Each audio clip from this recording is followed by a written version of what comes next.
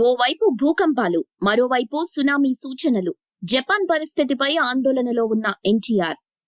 సోమవారం మధ్యాహ్నం జపాన్ దేశవ్యాప్తంగా 155 చోట్ల భూమి కంపించడంతో దాదాపుగా 30 మంది మరణించారు.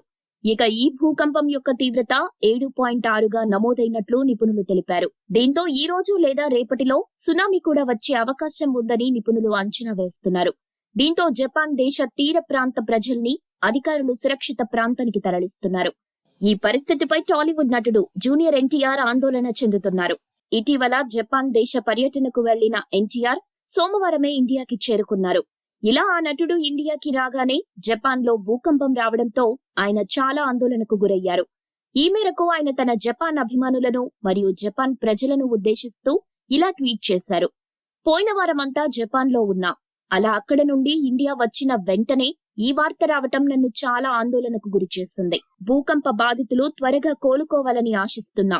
దృఢంగా ఉండండి జపాన్ ప్రజలారా అంటూ ఎన్టీఆర్ ఓ ట్వీట్ పెట్టి పక్కన జపాన్ ఫ్లాగ్ ఎమోజీ కూడా పోస్ట్ చేశారు. దీంతో ఇప్పుడు ఈ ట్వీట్ వైరల్ గా మారింది. ఎన్టీఆర్ కు ఎప్పటి నుండో జపాన్ లో ఫ్యాన్ ఫాలోయింగ్ ఉంది. ఇటీవల విడుదలైన RRR మూవీతో అది రెట్టింపైంది.